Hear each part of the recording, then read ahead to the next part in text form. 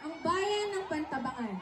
Ito ay matatagpuan sa gawing hilaga ng Nueva Ecija at matatagpuan ang nayong ito sa paanan ng bundok Mabilog.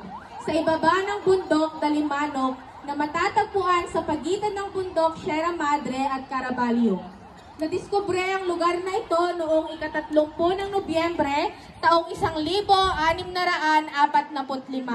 ni Father Juan Alonso de Abarcia, isang Agustinian.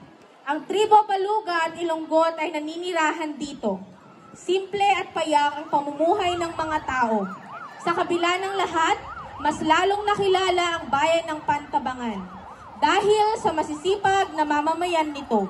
At sa lumang bayan ng Pantabangan na punong-puno ng kasaysayan.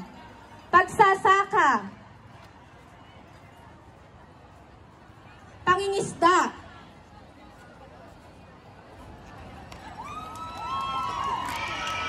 at pangangaso.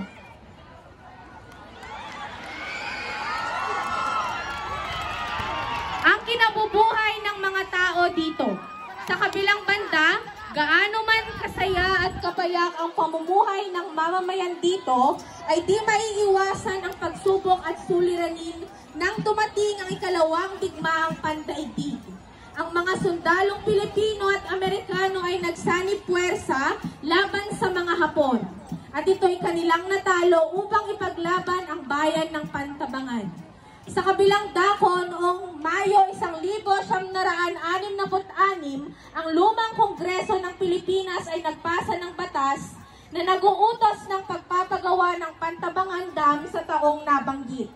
Ngunit marami ang umalma at nagwelga.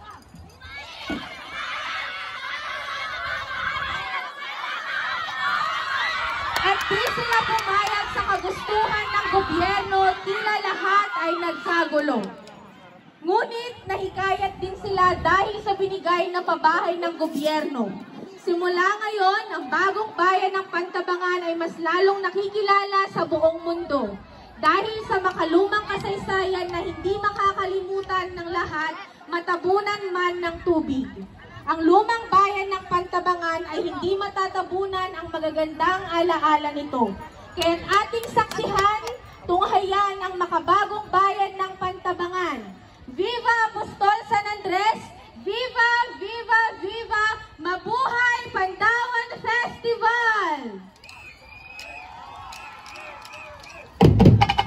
Kasaysayan na ng ating bayan ay ganap naman.